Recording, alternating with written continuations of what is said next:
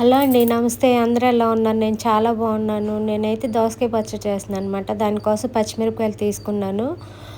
కొంచెం ఒక గుప్పుడు పల్లీలైతే తీసుకున్నాను అనమాట. ఒక 20 పచ్చిమిరపకాయలు దాకా ఉన్నాయి. ఒక దోసకాయ అనమాట. ఇవి మంటలేవులేండి పచ్చిమిరపకాయలు.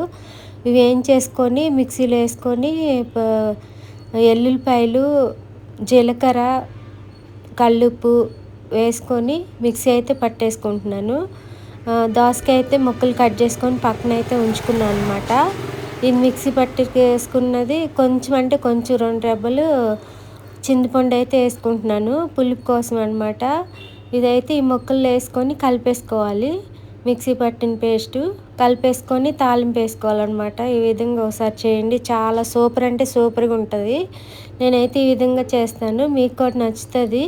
ఇప్పుడైతే తాలింపు అయితే పెట్టేసుకుంటున్నాను. ఈ విధంగా తాలింపు పెట్టుకొని పచ్చెనపప్పు, మినపప్పు, జీలకర్ర వేసుకొని 3 గరిటెలు అయితే ఆయిల్ వేసుకొని కొంచెం ఆయిల్ ఎక్కువ వేసుకుంటే పచ్చడిలో టేస్ట్ బాగుంటుంది అనమాట. వేడి వేడి అన్నంలో ఈ దోసకాయ పచ్చడి అయితే వేసుకొని కలుపుకొని తిన్నారంటే సూపర్ అంటే సూపర్ అమోఘంగా ఉండిద్ది అనమాట. దోసకాయ పచ్చడి వదిలిపెట్టరు. నేను కర్రీస్ పాయింట్ పెట్టినప్పుడు ఈ విధంగా చేసేదాన్ని. దోసకాయ పచ్చడి హిట్ అయిపోయేది అనమాట. ఈ విధంగా పోపు పెట్టేసుకొని కలిపేసుకున్నారంటే దోసకాయ పచ్చడి రెడీ అయిపోతుంది.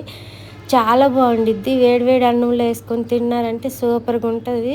మీకు కూడా నచ్చుతుంది. ఈ విధంగా ఒకసారి ట్రై చేసి చూడండి. దోసకాయ పచ్చడి